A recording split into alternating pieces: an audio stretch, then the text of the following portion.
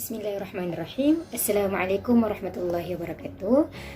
Berdirinya saya di sini untuk menerangkan tentang tugasan Arab, tugasan akhir Arab yang diberikan oleh Ustazah Hawa kepada kami, iaitu mengeluarkan maklumat tata bahasa Nahwu dan Sorof dan maklumat isi kandungan kefahaman ayat. Sebelum itu, izinkan saya memperkenalkan diri. Nama diberi Nurina Aina Badrisha binti Muhammad Jeffrey. Nombor metrik saya di 1831199. Okey, ayat yang saya dapat untuk membuat maklumat tata bahasa Nahwu dan Sorof ialah surah Al-Isra ayat yang ke-25 hingga 27. Okey. Ayat pertama berbunyi, A'udzubillahi minasyaitonirrajim. Rabbukum a'lamu bima fi nufusikum in takunu salihin fa innahu kana lil awwabina ghafura. Jadi dalam slide yang seterusnya ini saya akan menerangkan satu demi satu perkataan yang telah dibahagikan kepada isim, fi'il dan huruf. Okey, perkataan pertama adalah Rabbukum yang membawa maksud Tuhanmu. Saya meletakkannya di isim kerana Rabb adalah Tuhan, kum itu adalah merupakan dhamir muttasil yang bersambung. Muttasil adalah bersambung dan kum adalah dhamir. Jadi ia merupakan dhamir muttasil. Ianya juga merupakan isim makrifah kerana isim makrifah ini adalah menjelaskan perkara yang khusus. Okey. Jadi di dalam jenis-jenis makrifah ianya terdapat makrifah bidhamair, iaitu muttasil atau munfasil. Jadi dekat sini dia adalah isim makrifah dhamir al-muttasil. Okey, seterusnya perkataan a'lamu. A'lamu jelas membawa maksud lebih mengetahui. Mengetahui itu merupakan satu perbuatan. Jadi ianya terletak di dalam fi'il. Ianya merupakan fi'il mudhari' yang menggunakan dhamir ana. Ianya juga merupakan fi'il sahih salim kerana kata asalnya adalah alama. Di dalam alama itu tidak terdapat huruf illah. Jadi ianya terduduk dalam sahih salim. Okey. Yang ketiga, dia adalah mujarrad sulasi di mana wazannya yang digunakan adalah fa'ala yaf'alu. Okey, kita tekankan kepada ain, fa'ala yaf'alu, menggunakan mauzun alama ya'lamu. Jadi di sini adalah a'lamu. Kita letakkan baris dan hurufnya di tempat yang sama. Wazannya akan menjadi a'lamu, wazan dia af'alu. Okey. Yang seterusnya, yang kelima, dhamir mustatir fi'il mudhari'. Ia merupakan dhamir mustatir fi'il mudhari' yang menggunakan dhamir ana. Dan seterusnya adalah bima, di mana bi itu adalah huruf jar dan ma itu adalah ismul istifham dan ia juga merupakan isim majrur kerana setelah perkataan yang berada setelah daripada huruf jar ianya digelar sebagai isim majrur. Okey, yang seterusnya adalah nufusikum, diletakkan di bawah isim. Ia merupakan isim makrifah dhamir muttasil kerana nufus adalah diri, kum adalah kamu, diri kamu. Jadi isim makrifah, kum itu adalah dhamir muttasil, dhamir yang bersambung dengan nufusi tadi, nufusi.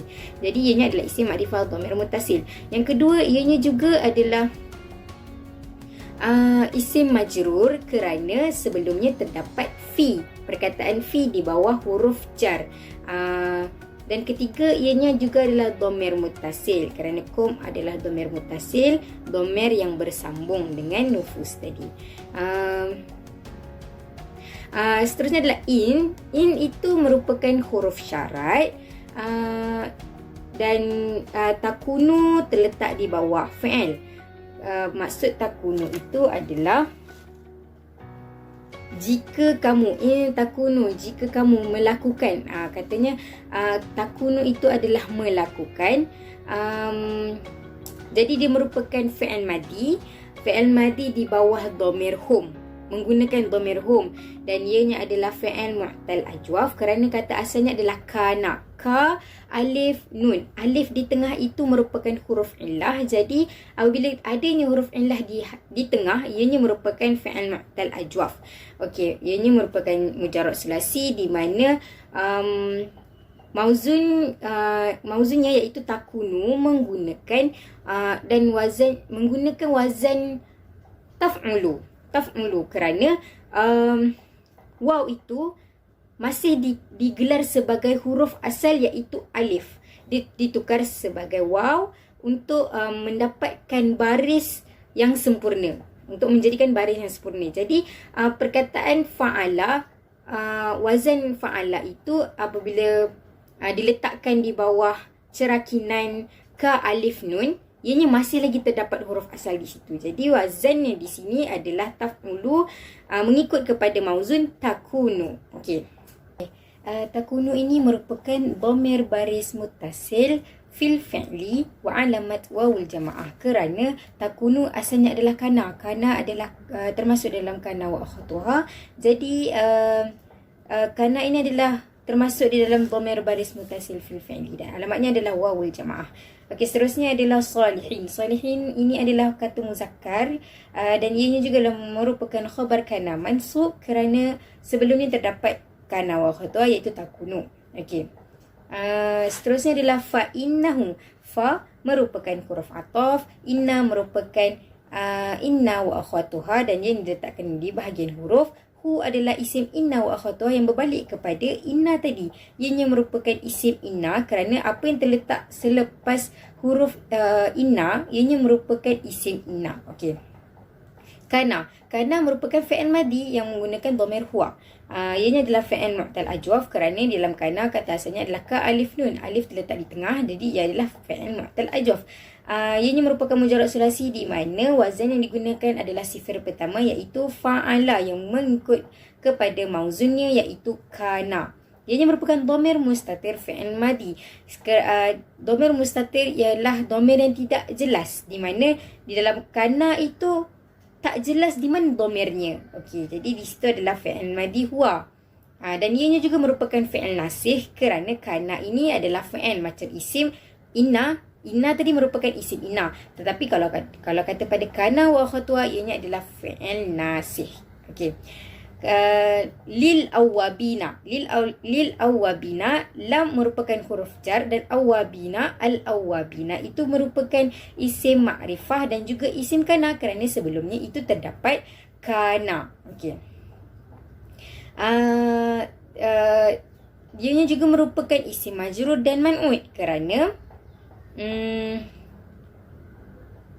selepas daripada isim ianya merupakan isim majrur kerana sebelum awwabina itu terdapat lam. Okey. Ghafura tersebut dia merupakan hal ismu zahir kerana ghafura itu merupakan satu kata sifat yang mana dalam hal isim zahir itu tandanya ialah tiada nakirah dan dia adalah satu perkataan saja. Dan kata sifat yang menunjukkan dia adalah hal isim zahir.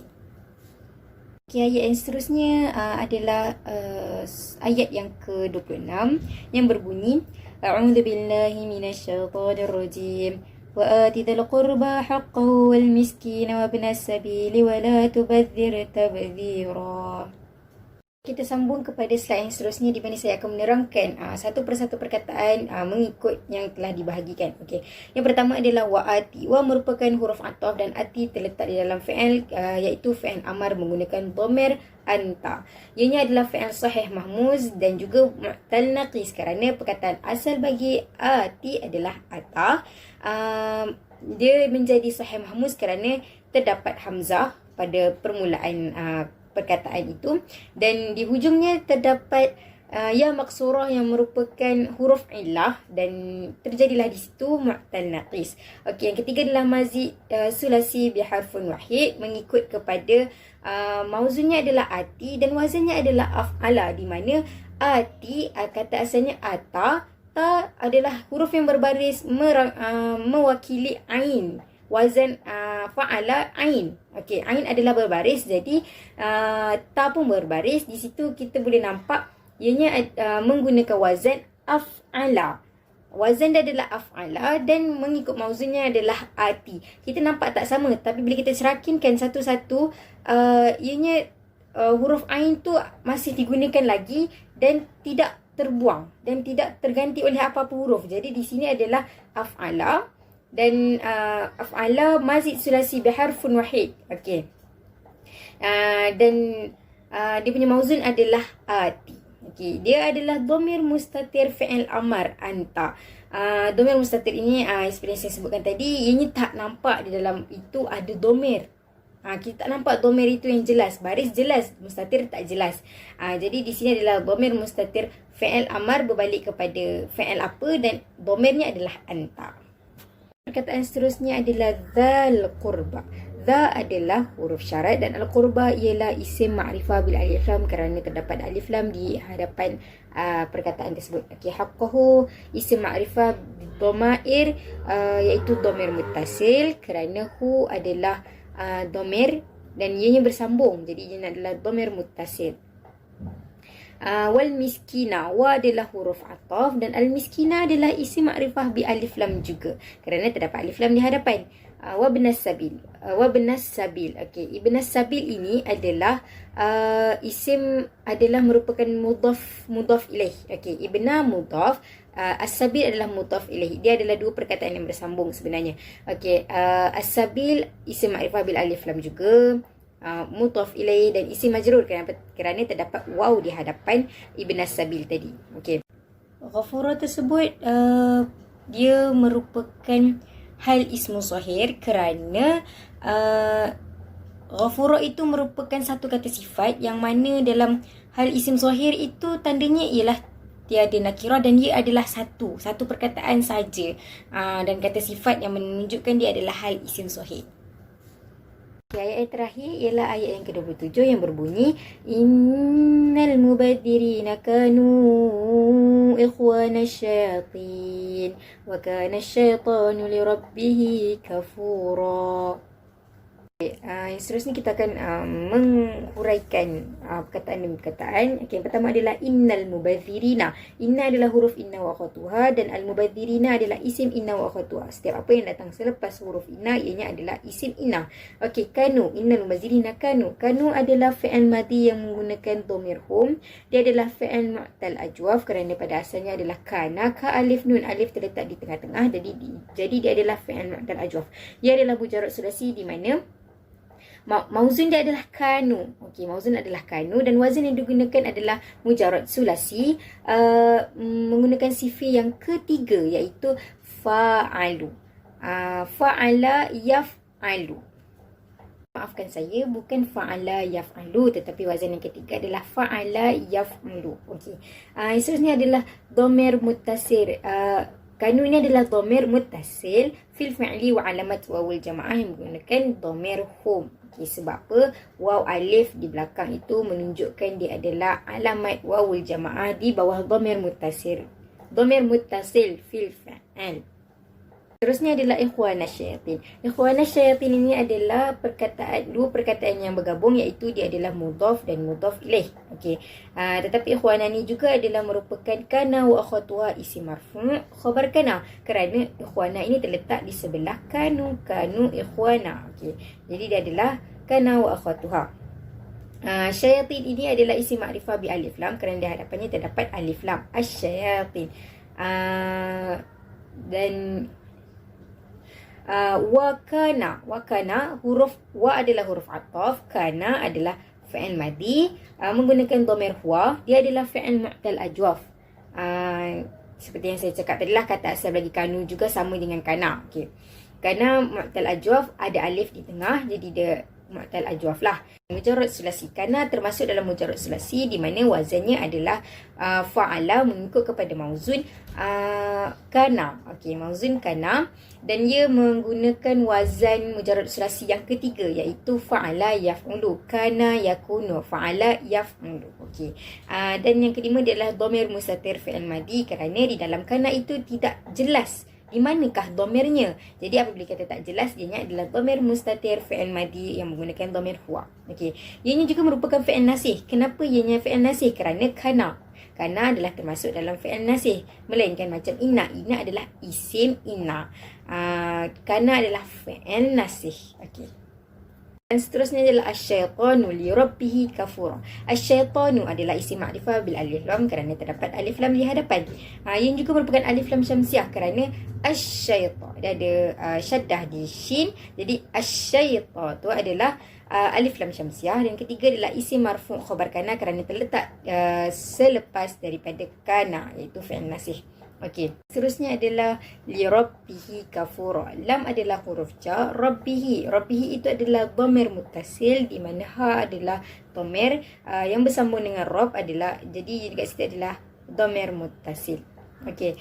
Yang kedua adalah isim majrur kerana sebelum rabbihi terdapat lam huruf jar, jadi ia adalah isim majrur dan merupakan idhafah kerana rabbihi adalah dua perkataan yang bergabung, jadi ini adalah mudhaf ilaih, idhafah. Kafura. Kafura adalah hal isim zahir di mana ianya adalah mufrad kerana di hujung kafura itu terdapat tanwin, di mana itu adalah tanda bagi hal isim zahir. Masuk pula kepada maklumat kefahaman ayat, di mana saya akan menerangkan maklumat tentang surah Al-Isra ayat 25 hingga 27. Tetapi di sini nama Nabi dan kaumnya tiada, nama syurga dan neraka juga tiada, dan azab Allah juga tiada. Kita mulakan dengan sama ada ayat ini diturunkan di Mekah atau Madinah. Okey. Ayat ke-25 hingga 27 daripada surah Al-Isra ini diturunkan di Mekah. Jadi ianya merupakan ayat Makkiyah. Asbabun nuzul yang saya jumpa adalah melalui surah yang ke-26 sahaja, di mana maksud ayat 26 ini adalah dan berikanlah kepada kerabatmu dan orang miskin serta orang musafir akan haknya masing-masing, dan janganlah engkau membelanjakan hartamu dengan boros yang melampau. Okey, sebenarnya dalam satu riwayat ni ada mengatakan bahawa ketika turunnya ayat ni Rasulullah memberikan tanah di Fadak. Okey, tanah tersebut Rasulullah dapat daripada pembahagian ghanimah kepada Fatimah. Maksudnya tanah ni diberikan kepada Fatimah. Ini diriwayatkan oleh At-Tabarani dan yang lainnya dari Abi Sa'id Al-Khudri, dan diriwayatkan pula oleh Ibnu Marduwaih dari Ibnu Abbas. Okey, sebenarnya dekat sini ada juga Ibnu Katsir mengatakan sebenarnya riwayat ini membingungkan kerana seolah-olah kalau kita ikut riwayat yang saya bacakan tadi itu, ianya adalah ayat ini diturunkan di Madinah, merupakan ayat Madaniyah. Tapi sebenarnya ayat ini adalah masyhur merupakan ayat Makkiyah. Okay. Pengajaran ayat daripada ayat ke-25 ialah yang pertama, kita hendaklah sedar bahawa Allah itu maha mengetahui setiap apa yang ada di dalam hati manusia, sama ada baik ataupun buruk, kerana Allah hanya memandang amal dan niat kita, bukan hanya memandang rupa kita. Okey, kat sini jelas bahawa Allah itu adalah maha mengetahui segalanya, baik apa yang dalam hati, baik apa yang luar hati, apa yang kita akan buat nanti, apa yang kita dah buat, semua Allah tahu. Dan Allah akan nilai semua perbuatan kita melalui amalan niat, bukan daripada rupa. Okey, yang kedua adalah sebagai seorang anak, kita hendaklah memenuhi segala hak-hak ibu bapa kita walaupun hanya sekecil benda. Adab sebagai seorang anak ini sebenarnya, apabila ibu bapa meminta kita membuat sesuatu, kita hendaklah segera membuat. Kita tak boleh kata kita tak boleh kata nantilah, tak boleh. Sebenarnya sekecil-kecil benda pun, apa yang kita buat itu adalah adab kepada ibu bapa. Kita kena penuhi permintaan mereka. Ajaran daripada surah Al-Isra ayat ke-26 ini pula, yang pertama adalah kita diperintahkan supaya berbuat baik, bernafkah, memuliakan saudara mara dan juga kepada orang-orang yang miskin. Kerana apabila kita memuliakan mereka ini semua, kita sendiri yang mendapat pahala, kita sendiri yang memperoleh kebaikan daripada Allah Subhanahu Wa Taala. Okey, yang kedua adalah kita dilarang membazirkan harta secara boros dan membelanjakan harta ke jalan maksiat juga kerosakan. Okey, Allah sendiri dah jelaskan dekat kita, harta yang kita ada gunakan pada jalan kebaikan, gunakan pada jalan yang membawa manfaat. Jadi bila kita gunakan secara boros ni, apa yang kita dapat adalah merugikan diri sendiri. Okey, jadi di sini adalah perkara yang dilarang oleh Allah Subhanahu Wa Taala. Cerita daripada ayat yang ke-27, iaitu merupakan ayat terakhir saya. Okey, kat sini sebenarnya apa kaitannya orang bazir itu bila dikaitkan dengan syaitan? Okey, seperti yang saya dah terangkan tadi. Kerana syaitan ini sentiasa berusaha untuk menyesatkan umat-umat Nabi Adam ini, dan dia akan berusaha untuk melakukan pemusuhan sesama manusia. Dan salah satu caranya melalui arak dengan perjudian lah. Berapa ramai sekarang yang orang Islam pun dia minum arak. Okey, orang Islam pun ada yang berjudi. Jadi dari situ itu adalah salah satu cara untuk syaitan tarik mereka daripada jalan yang benar. Okey. Dan kita pun tahu syaitan itu adalah kufur kepada Allah. Okey, apabila dia kufur kepada Allah, bila dia tarik kita sekali, maka kita pun akan menjadi kufur kepada Allah. Okey. Dan maka dekat sini janganlah terikut-ikut dengan bisikan jahat syaitan. Dan syaitan itu sebenarnya akan sentiasa berusaha untuk merosakkan hamba-hambanya dengan apa cara sekalipun. Jadi dekat sini kita mantapkan iman kita, kita sentiasa melakukan perkara yang Allah suruh, maka Allah akan jaga kita daripada perkara-perkara yang buruk.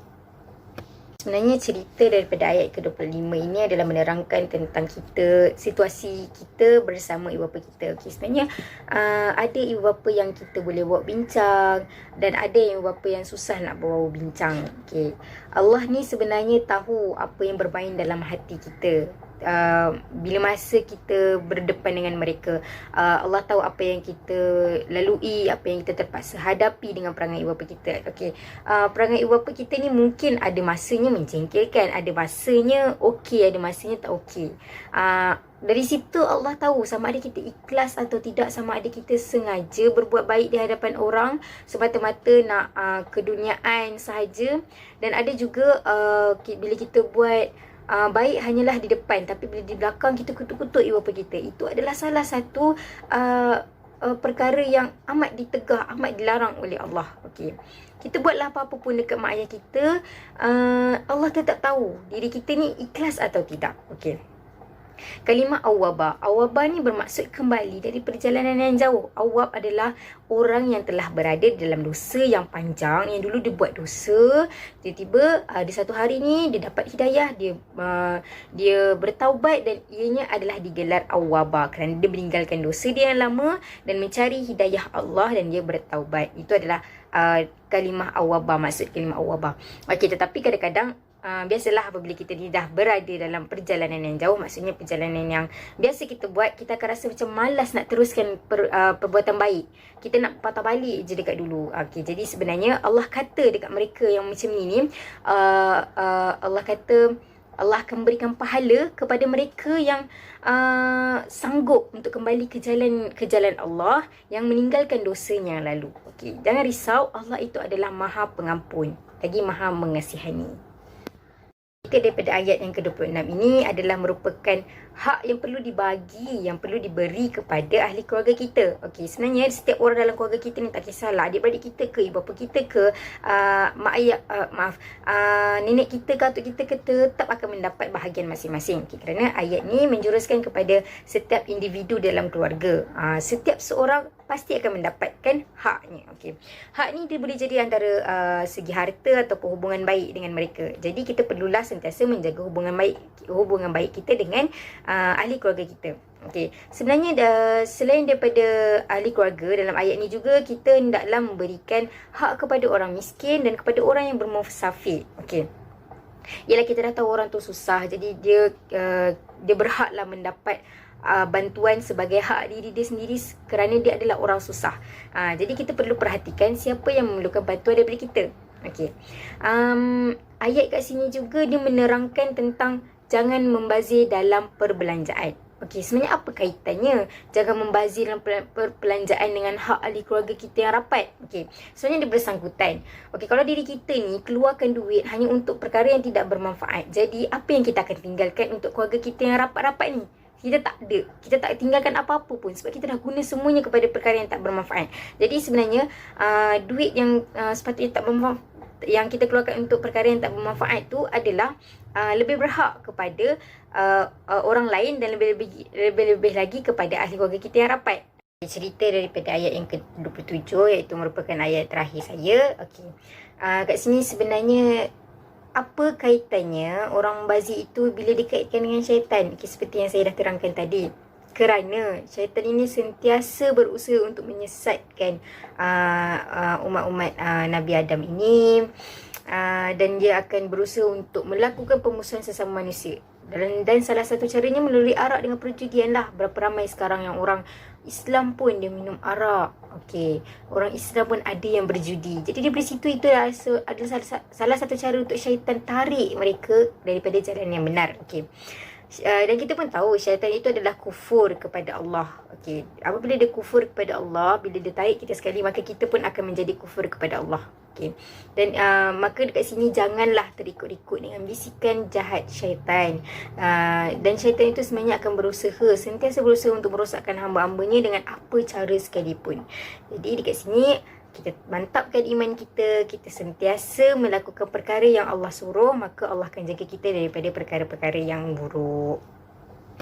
Okay, di dalam perkataan-perkataan baharu ini, Ustazah meminta 10 minimum perkataan baharu. Tapi di dalam ayat Al-Quran yang saya dapat, saya hanya menjumpa 6 perkataan baru yang bagi saya baru tahu itu perkataannya. Okay. Yang pertama adalah Al-Awwabina. Al-Awwabina. Yang kedua adalah Ati. Yang Ati tu adalah perkataan baru yang saya jumpa dan tak tahu pula kata asalnya adalah Ata. Okey, Al-Qurba. Al-Qurba, Dha, As-Sabil dan Ikhwana. Okey, perkataan-perkataan yang berkaitan dengan yang pertama adalah sifat Allah dan nama Allah. Yang pertama adalah Rabbi, bermaksud Tuhan. Okey. Ghafura. Ghafura adalah sifat Allah, Rabbi tadi adalah nama Allah. Okey, yang kedua adalah kekuasaan Allah. Kekuasaan Allah kat sini perkataannya adalah a'lamu, iaitu lebih mengetahui. Allah Maha mengetahui, jadi itu adalah kekuasaan Allah. Okey, yang ketiga adalah nama gelaran orang yang baik. Nama atau gelaran orang yang baik di mana di sini ada terdapat salihina, al-awwabina, al-miskina, ibnas sabil. Orang-orang yang baik, al-awwabina orang-orang yang bertaubat, al-miskin orang-orang yang miskin, ibnas sabil adalah orang-orang yang ada di jalan, maksudnya yang bermusafir. Yang terakhir adalah nama atau gelaran orang yang jahat. Di sini adalah al-mubazirina, iaitu orang-orang yang membazir. Kafura adalah orang-orang yang kufur. Okey. Yang terakhir adalah nama musuh Allah dan orang Islam. Okey. Nama musuh Allah dan orang Islam. Okey, ialah asyayatin dengan asyaitanu. Kita dah tahu syaitan tu adalah musuh ketat manusia yang pertama dan musuh Allah juga, kerana dia adalah kufur. Makhluk Allah yang kufur akan nikmat dia. Allah dah ciptakan dia tapi dia kufur. Jadi dia adalah musuh Allah dan orang Islam. Okey. Suruhan Allah, ati. Ati adalah maksud berikanlah. Jadi itu adalah suruhan Allah kepada umat manusia. Okey. Larangan Allah, la tubazir tabzira. Janganlah kamu boroskan harta kamu. Janganlah kamu mengeluarkan harta kamu dengan cara yang boros. Jadi itu adalah salah satu larangan Allah, iaitu la tubazir tabzira. Sekian daripada saya. Assalamualaikum warahmatullahi wabarakatuh.